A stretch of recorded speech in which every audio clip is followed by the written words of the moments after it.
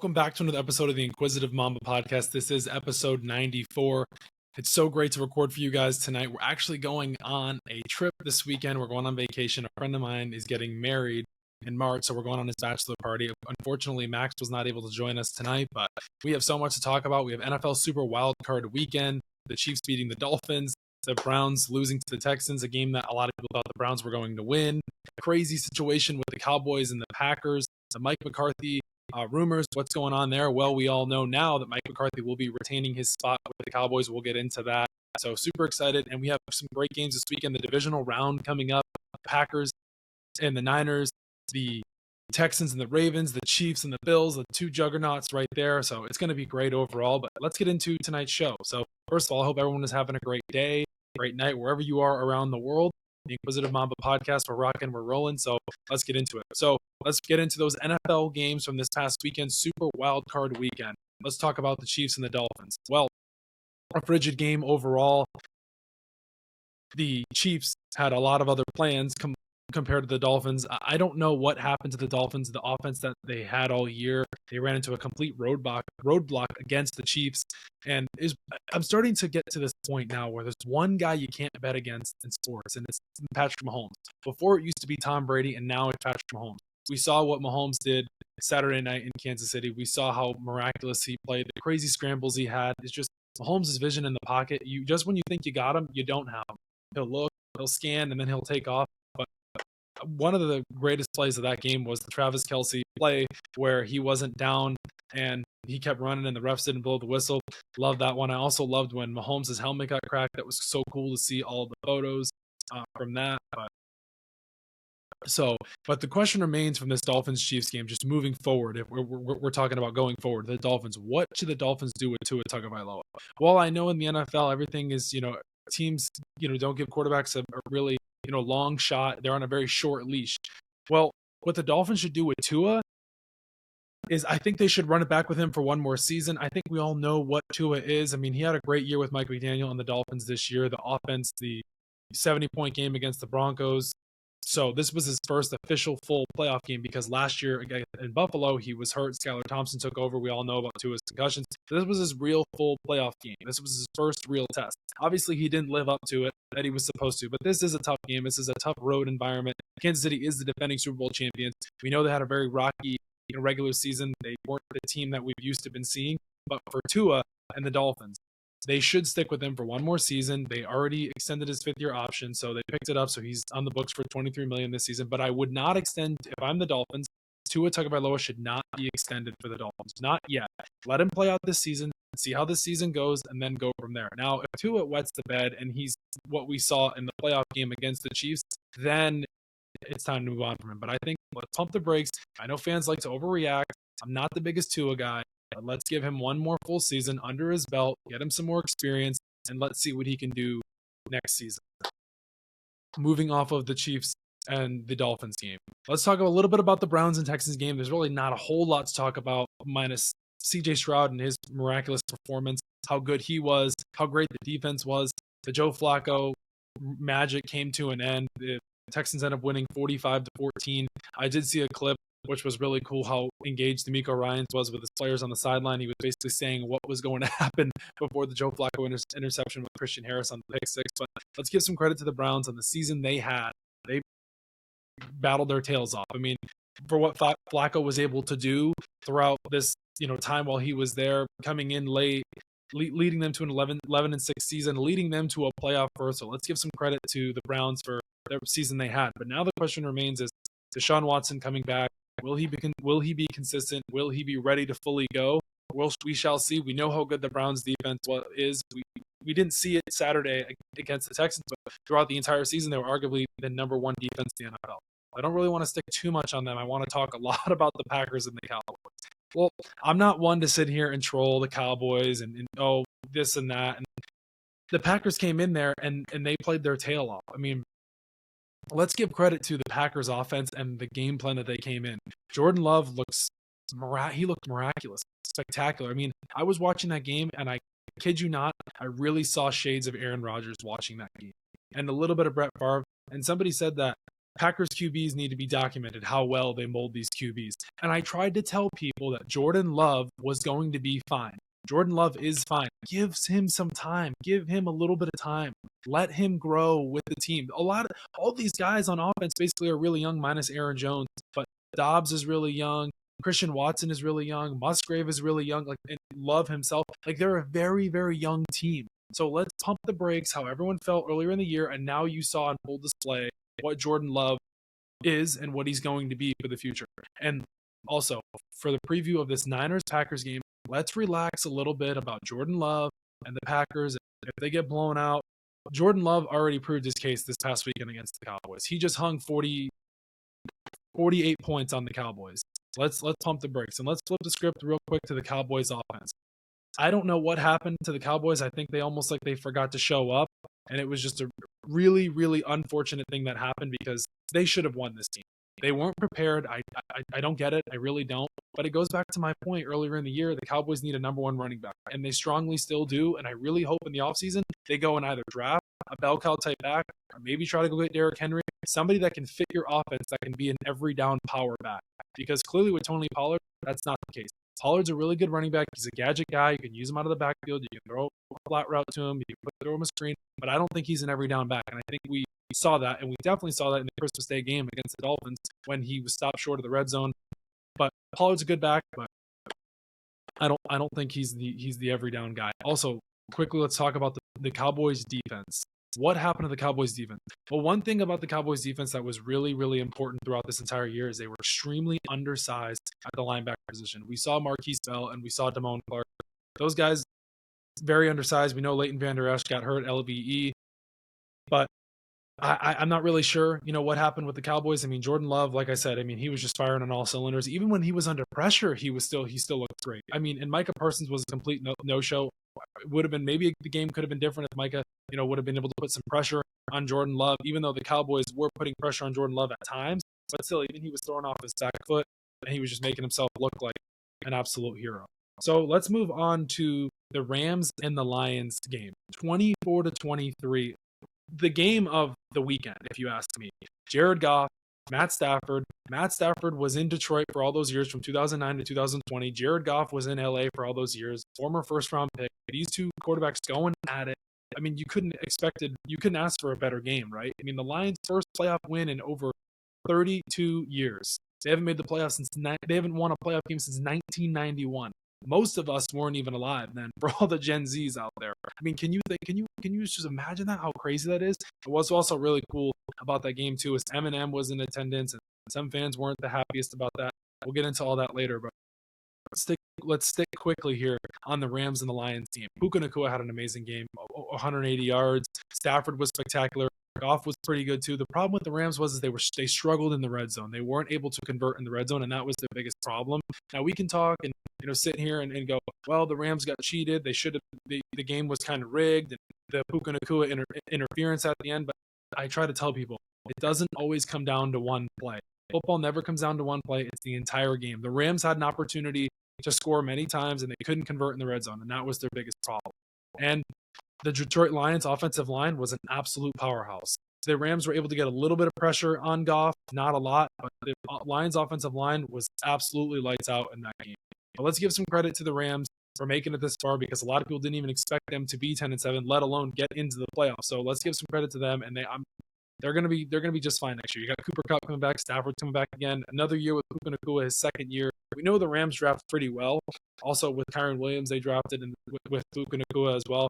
I think they're going to be fine. I think Aaron Donald will come back into the season. I haven't really seen any rumors or speculation if he will return or not, but I think he'll run it back for another season. So the Lions have a date with the Bucs this weekend. That's going to be a great game. Let's talk about the Steelers and the Bills game.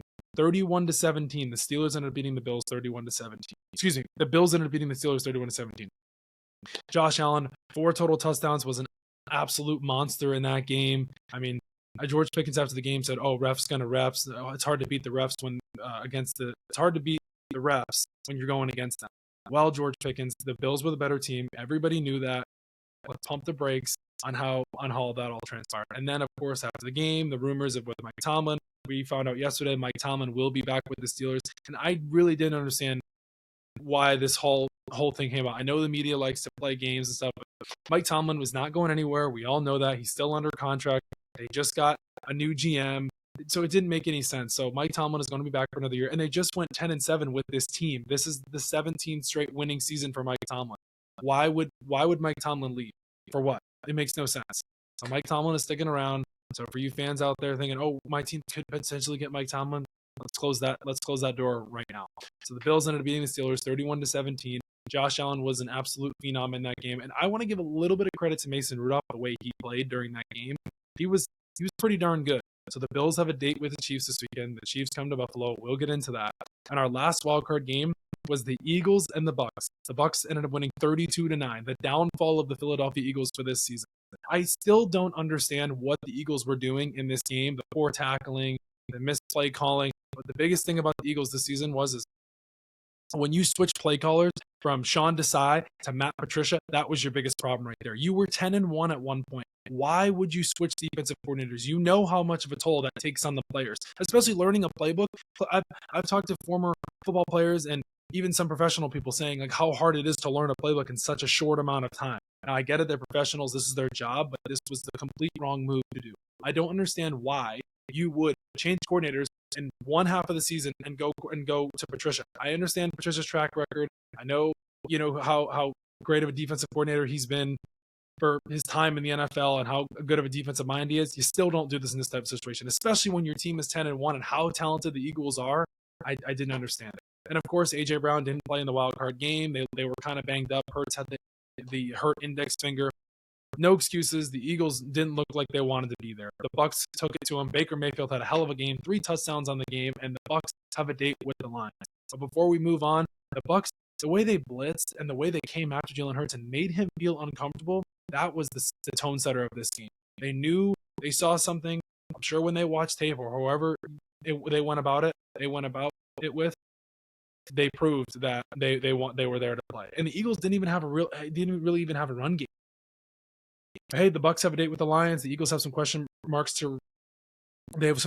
remaining. The Jason Kelce news, the retirement news that wasn't supposed to be broken, basically about him retiring, and he didn't retire, and he did. After listening to the New Heights podcast this morning, most of it, I'm strongly considering that. I strongly believe that Jason Kelce did retire, and the emotions from the way he was feeling during the podcast, I don't think that he's going to be returning. Just the way he was talking, and he said that they're going to be speaking about it tomorrow in his exit interview, which will be tomorrow, they usually record the podcast on Tuesday. It drops on Wednesday. So we'll see. I don't think Jason Kelce's coming back, just the way he was going about it. So that does it for Super Wildcard weekend in the NFL. Great games overall. Probably one of the best wildcard weekends in a while that we've had because just the cap and the fitting from that Rams and Lions game, no complaints from me. So let's talk about the divisional round between the Texans, the Ravens, the Bills, the Chiefs, the Packers, the Niners, and the Bucks, and the Lions. I feel like I'm repeating myself like a broken record. These games are going to be great. So how are you feeling about the Texans-Ravens game? Well, we all know what CJ Stroud is made of. We know exactly what the Ravens are made of. They're the 1 seed. They're the home field advantage throughout this entire year. They've been the best team in the NFL this year. They have arguably right now the best quarterback in the NFL if you want to go by just MVP standards. Mahomes will make a case. He'd make an argument in Kansas City. But the way the Ravens have been playing, the only concern I have with the Ravens is they've been off for a few weeks. Maybe they start off a little rusty in this game, just how the game will go. I think it'll be close in the beginning. I do think the Ravens will win this game. The spread now, it was 8 points. Now it's up to 9. Vegas odds in playoffs are very tough because anything can happen, of course, in the playoffs. Everything I feel like game plan wise in the regular season goes out the window because it's just a 1-game set. It's just a 1-game elimination game. So anything could happen. I'm going to take the Ravens in this game. I do think they win this game by 10 points. I think they are the better team. I think they'll prove it. Moving on to the Bills and the Chiefs game. This I got to take a breather for because this is the popcorn matchup of the weekend. This is the popcorn matchup of the year. We had these two teams play each other back in December when the Bills went into Arrowhead Geha Stadium and they won in a very close game, very tight-knit game, just like how I think this game is going to be. But I just feel like the Bills are cursed. I really do, and I hate to say that for Bills fans because Josh Allen has been spectacular all year, and you can push away his turnovers because he has another 4th straight year, 40 total touchdowns in the NFL this year. He just had 4 touchdowns against the Steelers. He put the team completely on his back, and I expect him to do that against the Chiefs this weekend. If I'm not mistaken, I'm pretty sure the game is on Sunday. We can double check that afterwards. But I cannot bet against Patrick Mahomes. I said this earlier in the show, and I just can't bet against Patrick Mahomes. If there's one person I can't bet against now in sports, in football, it's Patrick Mahomes. He's taken the Brady crown from me. Now, of course, he hasn't won as many Super Bowls. Of course, he doesn't have as many accolades. But what he's been able to do, this is his 7th year in the NFL. What he's been able to do is just remarkable. I mean, 12 playoff wins already in 7 seasons. He's got 2 Super Bowls, 2 Super Bowl MVPs, 2 regular season MVPs. We're not going to go down the Mahomes accolade list. We're going to talk about this Bills-Chiefs. How are you feeling? Who are you taking? Well, I think from just how you just heard me, I have to go the Chiefs on the road. I think Patrick Mahomes gets his first official road win in the NFL this weekend against the Buffalo Bills. I strongly believe that the Chiefs are better defensively. Yes, the Bills have a better offense. It's going to come down to who can control the line of scrimmage and who can really get stops.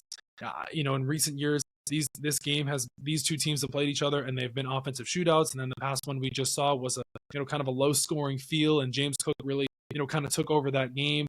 How are we feeling? What are we thinking? Well, I got to go the Chiefs one, and I think the Chiefs win this game outright straight.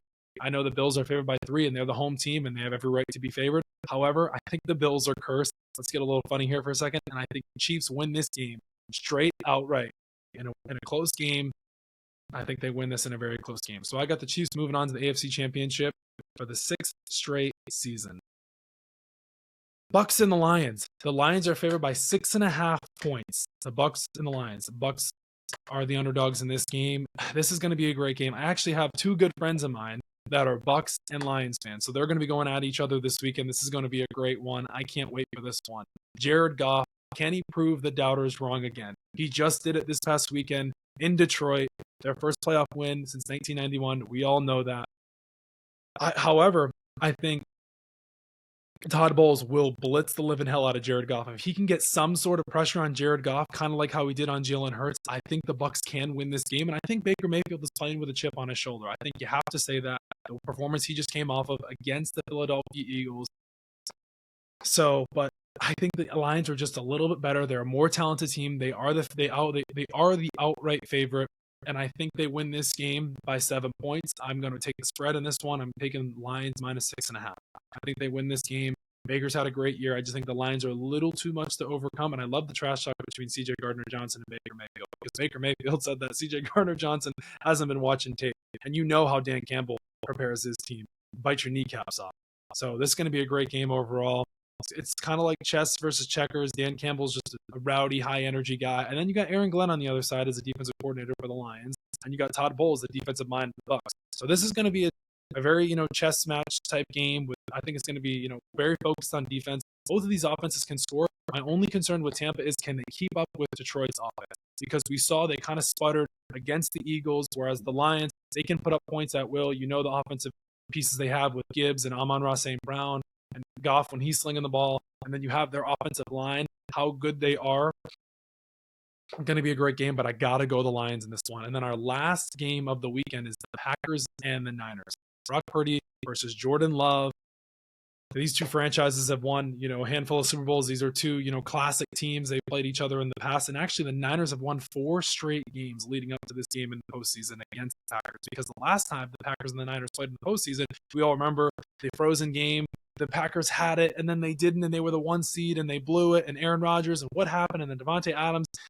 So I got to go the Niners in this one. However, I think the Packers will hang in there early, just kind of how I feel like with the Texans and the Ravens game.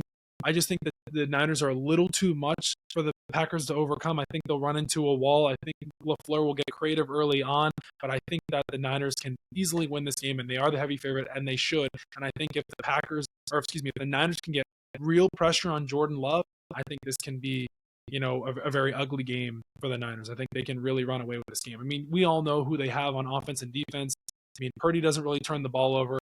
I'm not really super scared of Green Bay's defense, and the Niners are just the better team, and I think they win outright. So that does it for the wild card recap, and that also does it for the divisional round preview. So we'll be back next week for that. But in the meantime, let's get into a little bit of pop culture, a little bit of fun, and let's kind of talk here, and then also talk about the NFL. Travis Kelce reveals one Chiefs teammate got blisters the size of golf balls trying to fight off the frigid temperature in Kansas City win versus the Dolphins. They talked about this on the New Heights podcast. Imagine playing in that weather with that cold. I've played in I've never played in weather like that. I've been to sporting events where the weather is cold like that, but not like that. I mean, I went to one game with my dad. It was the Military Bowl. It was Navy versus Virginia, and that was bone-chilling cold. I think that was like 15 degrees, but nothing like this. I mean, last year I visited Boston. It was like 0 degrees and with like -5, up to like -5, like in total with the wind chill and then the temperature itself. But I've never played in football like this. So I mean, that right there just goes to show you, like, that's just insane. And he wouldn't say the teammate's name, and it'd be really interesting to see who that teammate was. But how about this one though? Former NFL coach Tony Dungy sends a blunt message about Taylor Swift attending games. So basically, Tony Dungy was saying he went full blaming Taylor Swift for discouraging viewers from watching the NFL. Taylor Swift is not a distraction. I've said this week in and week out. It's actually, Taylor Swift has brought so much attention to the NFL, to fans, and you can just see around social media. But I don't understand Tony Dungy's situation here, blaming Taylor Swift for discouraging viewers from watching the NFL. How would Taylor Swift, and this is another thing too, the dads, the Brads, the Chads. It's so funny that people say this, but when you watch Taylor Swift and you see the game and you see her high-fiving fans, those are the dads, Brads, and Chads that are the ones that are saying they don't like Taylor Swift. Well, funny, because they're high-fiving her and she's high-fiving them. So clearly they like her, and they're just trying to act like they don't like her. So it makes no sense. I don't understand that. But basically, a lot of Swifties took note of this, and one user wrote, at this point, Taylor Swift is a lot better for football than the world than Tony Dungy. Tony Dungy was a great coach in the NFL. We all knew who Tony Dungy is. But for him to say this about Taylor Swift is just a bit much, because Taylor Swift hasn't done anything wrong. She's just going to support Travis and the Chiefs, Travis, her boyfriend in the Chiefs. There's nothing wrong with what she's doing. So, but how about this one though? Eagles fan throws popcorn at Nick Sirianni after humiliating playoff loss. After the game, Eagles fan was wearing a Hassan Reddick jersey and threw a bunch of popcorn at Nick Sirianni. I don't understand what goes through fans' heads to want to throw popcorn at your coach. I get it, you're frustrated after the loss, but to do this, it's just a really low blow move. And this kind of goes back to my point about Eagles fans. You want respect in the NFL, but you're doing this kind of stuff. And I know one Eagles fan doesn't speak with the entire fan base, the organization, but you can't do stuff like this and want respect, especially after a game like that. So that's my feeling on that. How about this one though? Buffalo Sabres Rasmus Dahlin executes a flawless football pizza and wings order for the boys. 6 large cheese pizzas, 6 large pepperoni pizzas, 3 large Hawaiian pizzas, 1 bucket of mild wings, 2 bucket of medium wings, and 1 bucket of BBQ wings. That's a lot of orders. That's a big order for the boys, but hockey players and people can eat like that in general. For me, I'm pretty simple. One of my favorite pizzas though is just a black olive pizza with just pepperoni. That's probably my favorite right there. But that's an interesting order in total though. And then for wings, I'm a mild guy. That's my wings. I can't go anything more than that. Nothing's too spicy. Nothing too bland. But how about this one though? Dallas Cowboys Hall of Famer goes off on team and wants them all gone. So Michael Irvin basically posted a rant of him saying, I want all the Cowboys players gone. He went off on his former team after they lost, how pathetic and how the Cowboys are, and this isn't the Cowboys standard. Well, Michael Irvin, it's a total different time from when you played and when Emmitt Smith played and when Troy Aikman played. I understand the Cowboys standard, but it's a one-game elimination playoff set. I know you're not supposed to lose. I know the Cowboys aren't supposed to lose to the Packers, but it happens. And I know he's lashing out. I know he's passionate about the Cowboys because he's a Hall of Famer. He's in their Ring of Honor, and you name it. But that's a bit much. I mean, Dak had a great year. I know he didn't show up big in this game, and the situation with Mike McCarthy, and of course Mike McCarthy's back. But I mean, to kind of spout out like that is just a bit much in my opinion. But next one though, Lions-Bucks tickets are shockingly expensive. Can we believe this? The Lions haven't been good in years. The Bucks just won their first Super Bowl since I think it's 2002, is it? If I'm not mistaken. But the tickets are super expensive. How much does it cost to walk through? $740 with fees included is the cheapest ticket on SeatGeek. So you're telling me fans have to pay that much for a divisional round game for the Bucks and the Lions? That's insane. A large chunk of tickets are selling for right around $1,500, and some tickets are priced north of $17,000 for a football game in Detroit. I mean, they haven't had a playoff game obviously before since the Rams game in eons. I mean, that's insane. Wow, that's insane. I can't believe it. But excuse me. Despite the blowout, over 40 million Americans tuned in for Cowboys-Packers. So people out there that say, oh, football's not popular and this and that, well, the NFL is arguably the biggest brand in all of sports, let alone in the world. 43 million viewers in total tuned into this Packers-Cowboys. I mean, that just goes to show you right there how popular the NFL is. 43 million viewers is an absolute insane amount. Now, I know the Cowboys are a huge brand. Of course, everyone tuned in for that. And the Packers are a big brand themselves. I mean, nobody really compares to the Cowboys. But 40 million Americans tuned in for this game. Actually peaked at one point of 43 million viewers. Despite the Cowboys' misery, haters just wanted to see them lose. But I still can't believe that. 43 million people? That's insane. A little bit about some NFL coaching carousel news. Belichick interviewed with the Falcons.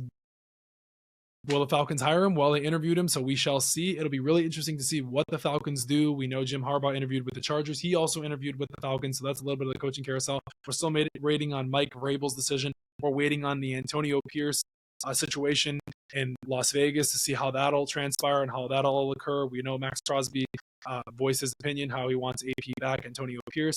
But just Belichick to the Falcons would be a really interesting move. Be kind of funny because Brady went to the NFC South and he left New England, and then Belichick could be going to the NFC South after he left the Patriots after 24 seasons. So that'll be really interesting to see. But let's talk briefly, like just a quick little snippet for the NBA. A fan pushed LeBron James in the chest after that person approached him during a timeout and put his hands on the NBA's all-time leading scorer, LeBron James. Just as the buzzer sounded, how is a fan getting this close to LeBron? I don't understand this. This is insane. I mean, and he touched LeBron, and LeBron kind of shoved him away, but he got ejected after hugging him. How is a fan getting this close to LeBron? I mean, this is arguably the GOAT, but let alone, like, why is he that close being able to touch a fan? Isn't security around, like, watching and seeing at all costs? Like, I don't understand this. So I was just really confused about that. And someone who appeared to be with the arena security hurried to the fan. Well, yeah, right away. I mean, that's just so weird. I mean, like, why is this even happening? And then I watched the video, and the fan kind of just like touched LeBron, and he looked at him weird, and then LeBron was just like, what is this guy doing? Like, I get it, you like sports, but that's weird. So anyways, let's get into a little bit of pop culture, my favorite part of the show. Jeweler is offering Travis Kelce $1 million ring for free as Taylor Swift engagement looms. Well, we all know Travis Kelce and Taylor Swift aren't getting married anytime soon, but there's a jeweler in the area and wants basically to give Travis Kelce and Taylor Swift an engagement ring for free. And he goes, my daughter is an avid fan of Taylor Swift, and we admire her, not her only to be the values that she champions. Perhaps by presenting them with the ring of their dreams, it might make securing concert tickets for her next tour a tad easier, he joked. But he's offering the NFL star $1 million custom-made ring for the proposal. I mean, that's insane, but Taylor Swift's very powerful, so a free ring would be really interesting to see. We're still waiting on all that to occur, and I don't think they're getting married anytime soon. So let's take a break on that. But actually, this one is really interesting. So from an inside source, Taylor Swift's relationship with Travis Kelce is allegedly taking a toll. Now, I don't exactly buy this just because they were just holding hands after the game, and I get, things can happen very fast, but supposedly it's taking a toll on her, according to a new inside source who's spilling the tea. Pop icon has been traveling to various NFL stadiums, of course, to cheer on Travis, but although Taylor's not currently on tour, her tour picks up. The source says the amount of traveling she's doing to support her boyfriend is taking a toll on her. Well, yeah, of course, because the Chiefs have played every single weekend in the NFL, and she's been going to multiple games, and she's on break right now, and they're going to play the Bills this weekend. So yeah, of course it's taking a toll on her, but I don't necessarily believe that their relationship is taking a toll. I mean, this is normal. I mean, they're both two stars in their own respective way, and Taylor Swift's a superstar, and Travis Kelce's a star in the NFL. Like, you can say Travis Kelce's a superstar in the NFL because everybody knows him now because of this relationship, and football fans knew him well known before Taylor Swift. But to say that it's taken a toll is just I don't really like that. When it comes down to it, the game is still his number one priority, and that became crystal clear for Taylor. I'm sure she knew that, and also singing and music and writing and songwriting and being the entertainer and icon and superstar she is her number one priority. So yeah, of course they'll probably have to meet in the middle and figure out a middle ground there. But I mean, I totally understand this. The Chiefs are currently in the playoffs, which is, of course, a huge deal for the NFL players. Yes, I'm sure she understands that this season is super important to him. They want to win a Super Bowl again. I'm sure she understands that. So I don't believe the whole thing is taking a toll on their relationship. Things get heated between them at times over scheduling because they're both incredibly busy and they're both so dedicated to their careers. The source tells the magazine before adding, as much as Taylor can be a fool for love, she never lets her work suffer. Well, Travis Kelce can say the other side of the coin, say the same thing as well. So, and of course, Taylor Swift's way bigger than Travis Kelce. Totally understand. But this one, though, I really want to talk about. This one I really love. Taylor Lautner rocks the custom Lions jacket made by Mastermind designer behind Taylor Swift's Chiefs puffer jacket. Now, the Mastermind is Kristen Juszczyk, the wife of Kyle Juszczyk, the Niners fullback.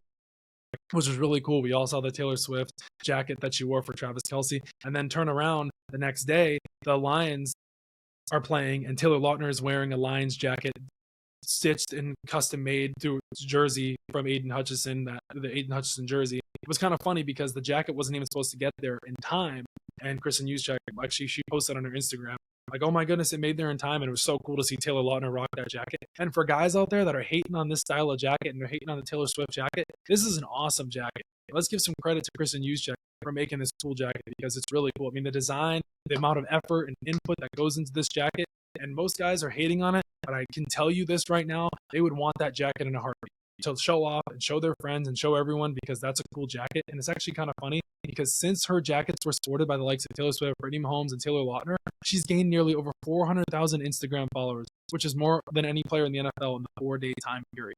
That's insane. Now, in the 4-day time period, how many followers she's gained? I mean, that's just insane when you think about it. That's the Taylor Swift effect, as I like to call it, the TS effect.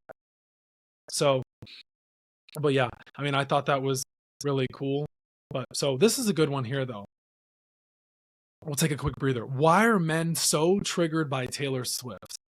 I don't understand this. So as long as Travis Kelce and the Kansas City Chiefs continue their playoff run, insecure man babies will have a lot to complain about. Now, this was written by Renee Graham. She's a Globe columnist for the Boston Globe. This is a great piece. I read some of it. I don't understand why men are so triggered by Taylor Swift. She's just a superstar icon that's supporting the Chiefs and Travis Kelce. It makes no sense. I think a lot of guys are hating on it.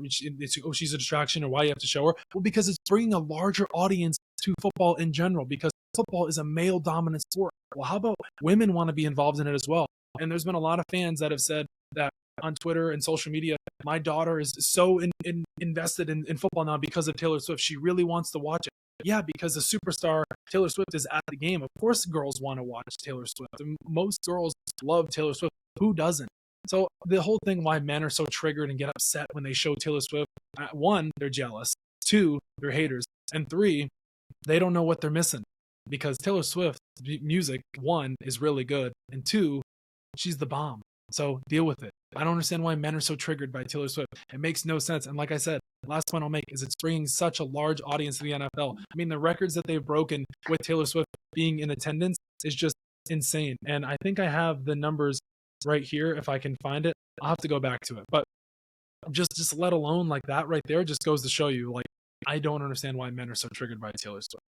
This is a good one. Has the Stanley Cup hype reached its peak? The Stanley Cup, the cup that's all over TikTok. It's amassed over 6.8 billion views on TikTok, according to figures shared with CNBC. The annual sales for 2023 are projected to top $750 billion for a cup. So the 40 ounce is $45, and the 35 ounce, the 40 ounce is, yes, the 40 ounce is $45, and the 30 ounce is $35. The 40 ounce is the bigger one, and the 30 ounce is the smaller one. Of course, gotcha. But to say that it's hit its peak, it has not hit its peak. It's going to continue to grow. As long as it's on TikTok and it continues to skyrocket and show numbers and they keep coming out with crazy colors, no reason the Stanley Cup's going to disappear anytime soon. I loved this one, though. Rob McElhenney, if I'm pronouncing his name right, multitasked at the Emmys by watching the Eagles playoff game. You can see the picture. So the Emmys were going on, and Rob McElhenney, if I'm pronouncing his name right, was watching the Emmys while he was watching the Bucks-Eagles game on his phone. He's a diehard Eagles fan. I love it. I wish the Emmys wouldn't have scheduled this, but I thought this was funny because I do this all the time. I go around in public and I'll be walking around and I'll be watching a game on my phone. He's sitting there. But no, hey, I love this. It's Always Sunny in Philadelphia creator and star, who's a huge Eagles fan, tried to make the most out of a bad situation. No, I love that. So, but this is an interesting one here. The Emmys draw record low ratings with 4.3 million viewers. Comparison to the 2022 show with Kenan Thompson, it drew 5.9 million viewers. For me, I just feel like the Emmys and these award shows are going down the tubes. I just feel like a lot of people aren't watching them as much anymore because now you have social media and you can just watch the clips. Compared to before, you usually sit there and watch the entire show and wait for this crazy speech from somebody if they won the award that everyone was hoping them to win. But now I just feel like you can just watch it on social media, or you can just see the clips, or you can just see kind of what's going on Twitter or X or Instagram or TikTok, just social media in general. But I'm starting to understand why that, drew a record low, and maybe they need to, figure out, maybe they need to make a few changes, but I don't know. It's really interesting because the Emmys drew an audience of 4.3 million total viewers and a 0.5 rating among adults 18 to 49. So it's just really interesting to see because actually, this is the first time ever the Emmy Awards aired against an NFL playoff game. So maybe that had to do with it too. But last year the numbers were down, or not last year the numbers were up, and this year the numbers were down. So maybe that has something to do with it. But also too, in their scheduling, they know that the NFL playoffs is going on. Why would you schedule the NFL playoffs and the Emmys at the same time? Maybe that's a thing to think about right there. Because I know so many people in Hollywood and pop culture are so invested in what's going on, and they don't know what else is going on in the sports and football world, even though the NFL is the biggest brand and right there in the world. So, but Taylor Swift fans rips broadcast for showing Eminem during the Lions game. They have no idea basically what they're talking about. Yeah, I don't understand this one, why Swifties or Taylor Swift fans would be upset about Eminem being showed at the Detroit Lions game. This one was really interesting because the Lions are, Eminem's team. I mean, he's been a Lions fan since, he was born, and they did the Lose Yourself song. So I'm not really understand why that they're upset with Eminem being showed on the broadcast. I mean, if you can show Taylor Swift, you can show Eminem. Like, I'm playing both sides of the coin here. I'm playing both fiddle. I don't understand why they would be upset, but hey, that's just me. This is an interesting one. Kelly Stafford, Rams QB's wife. She's the wife of Matt Stafford. Matt Stafford and Kelly Stafford are married. We got that. Kelly Stafford claims Lions fans booed her children at the game. So I don't understand what she goes. It's sports. City wants to win. Everything is fair game except fans who booed my children. A lot of people were saying she's overreacting to this. I mean, I don't know. I mean, Detroit's a city I've never been to, but to say that they were boo her kids, I mean, that's a bit much. I don't know. I don't really like that one. She goes, I love the atmosphere and the booing. Just gave my husband more fire. Totally understand that. The more you love the game, you hate. I consider it all love going both ways. And she even said, I hope the Lions go on and win the Super Bowl and go on from there. I mean, Matt Stafford and Kelly Stafford have a bunch of respect for the Lions for all his years there, but claiming that they booed her children is a pretty big statement when you think about it. And I'm sure she'll talk even more about it. But yeah. Overall, I mean, I think that really does it for us. I mean, I'm super excited for this weekend. We're going to Vegas this weekend, and there's a lot of sports going on. And I think we hit on everything from the NFL Super Wildcard weekend to the divisional round preview to some Taylor Swift, Travis Kelce drama to some pop culture with the Emmys and the show ratings. And we talked a lot about the NFL per usual. But like I said, I'm ready for this weekend. And I think that does it for us. So the Inquisitive Mamba podcast is on Spotify, Apple Podcasts, and YouTube. This was episode 94. Can't wait for these divisional round games this weekend. Going to be super, super exciting. And we will see you guys next time.